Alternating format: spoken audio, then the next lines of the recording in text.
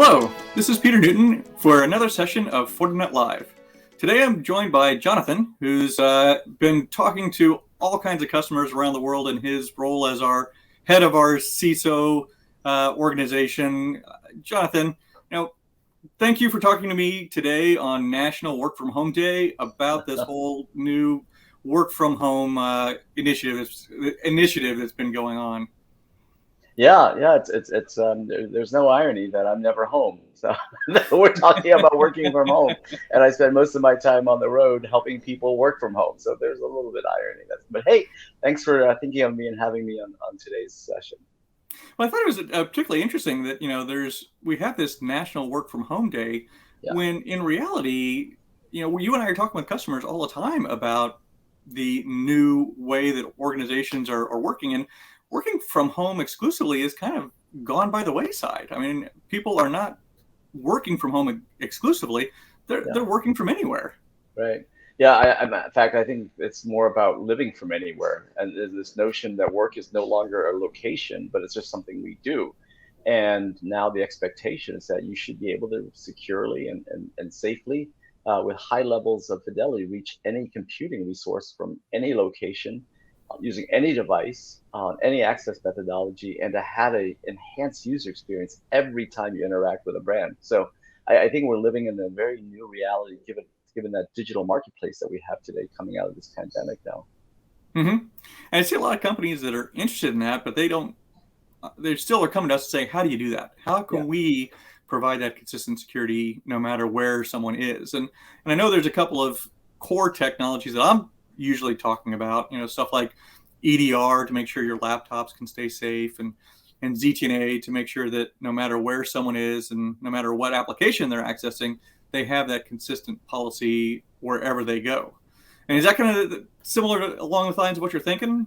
that so it's twofold. One, what we're seeing is that most enterprises, small and large, now recognize that the user experience really leads to those better business or mission outcomes. Is that you can't get the mission and business outcomes you need unless that user has a really great experience. And that means great network performance. That means very responsive computing. That means low jitter, low latency, a very enhanced experience. And so what we're seeing is that manifested in things like secure SD-WAN, this notion that you have intelligent routing to ensure that that performance requirement is going to be met, whether it's on 4G, 5G, broadband, or even moving to MPLS.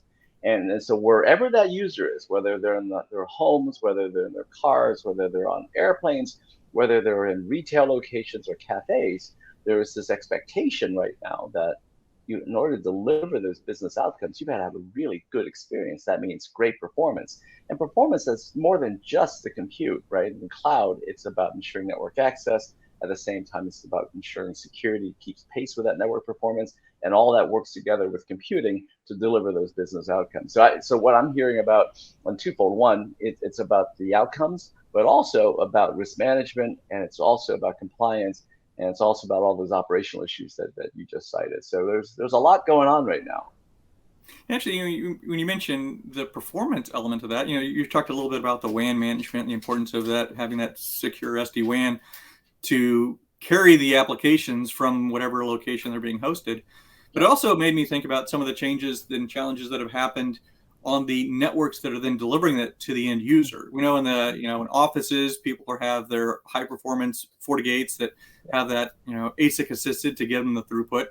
yeah, Um, when someone's traveling remotely, they might be relying on a SASE to get that last leg of network security. mm, right, But in homes, we actually have a relatively new thing with the Linksys that's right. product that we worked with them, so that an organization can use the same network management, security management that they have for their firewalls and their FortiGates in the office and for the SASE in the cloud, and can use it while also ensuring the productivity and performance in the home.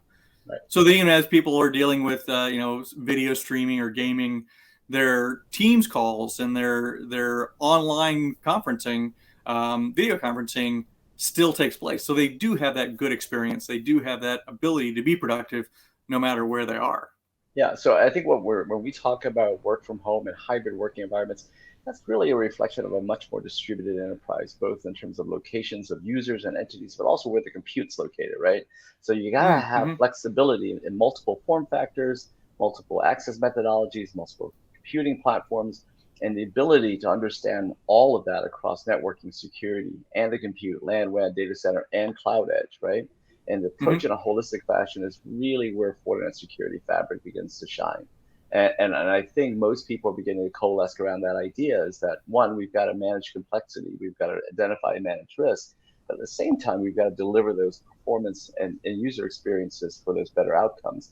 And you simply can't go about it in silos. That's the other common finding right now is that if you approach networking, security, and compute in silos, there is no way you're going to work in those sub 5 millisecond SLAs to deliver that type of experience and outcome. So coming out of the pandemic now, the need to deliver that consistent networking and security, irrespective of user, entity, location, and compute or access methodology, means you've got to take a more holistic approach. And taking one step backwards, though, that's the right way to get security right, because 20 years, 25 years into my career, we're still talking about basics. We're still talking about security hygiene, security awareness training, configuration management, vulnerability management, right? Those are basics that we still haven't gotten right. So I think this is an opportunity for us to reimagine our network and our security architecture to finally get it right. And so while we talk about work from home, what we're really talking about now is how to safely support and secure a much more distributed enterprise and much more complex than ever before. Yeah, and I think with that broader threat attack surface, I think you nailed it on the head that it's the importance of having something like the the Fortinet Security Fabric that really provides that combination, that ability for all those products to provide a cybersecurity mesh, to Yeah. talk together, to work together, to share information, enable automated actions. Because with the pace of today's cybersecurity threats, the response needs to be equally fast and it needs to be equally automated and AI driven. And as you mentioned, hybrid, Yeah. available in the cloud and on premise. And all that's only with a platform of products, not a bunch Yeah. of siloed products, Yeah. point products. It's Well, really that platform that does it. well, if you're funny, you're still talking about today's and tomorrow's stuff. I'm still trying to fix yesterday's challenges, right? Because we haven't gotten that right. And so all those things still exist. And the practical reality is that the gaps where network edges come together, it's where vulnerabilities go undetected or unpatched. It's where misconfigured devices dwell. It's where anomalous behavior goes uninvestigated. So those are all things from yesterday, but they're still plaguing us today. And what happens when you have these disaggregated multi-vendor point product-based solution sets is you have gaps between platforms, between devices, between edges. And in those gaps is where all the bad things happen. So I'm glad you're thinking forward. I'm still trying to fix the problems we've had up to this point. And if we get that right, then I'm getting ready to take that approach and solve tomorrow's problems. Well, I think we're talking about the same thing because Yeah, the gaps are where the fabric and a mesh will kind of fill in and close those gaps yeah. as the various technologies work together. Yeah, I mean, Um, take for an example, this year we're going to spend $350 billion in network security, and that 99% of all the vulnerabilities exploited were known for at least a year. Okay? I mean, just think about those two stats, and you begin to see the scale of the issues and the wrong approaches that have plagued us for so many years. So, yes, platform consolidation, a mesh architecture. I mean, let's get those fundamentals right because that architecture also supports, remote working, hybrid models in a much more distributed enterprise environment. well, and the fact that we have these known vulnerabilities that are not being addressed, I think is Yeah, actually pointing to the issue of the cybersecurity shortage yeah, and the fact that teams are just stretched so far that yeah, even when they know something needs to be patched, even they know something can be fixed, yeah, they're not getting to it. And that's yeah, actually an additional benefit of the platform approach in that it's a force multiplier for that yeah, IT team where they can yeah. actually get to more things, have more things being handled automatically Right. so that they can actually level up the entire Yeah, readiness of their yeah. cybersecurity architecture. And the more we talk about advanced threats, things like supply chain risks and ransomware, the more we're actually talking about basics, right? Because both of those problems and the other issues are symptomatic of a lack of visibility control on the endpoint, lack of visibility on network segmentation, a lack of visibility on configuration and asset management and vulnerability management. So what we see then, that's the clearest example is that these structural issues and lack of integration, right? lack of automation, really, again, to exacerbate the problems we see on malware, supply chain risk. And so my approach has always been, before we start jumping on the bandwagon addressing the great fire out there, just remember the structural issues don't go away unless you fix those in addition to the symptoms of the problems, right? And Jonathan, as always, you are spot on. And as always, it's always a pleasure talking with you.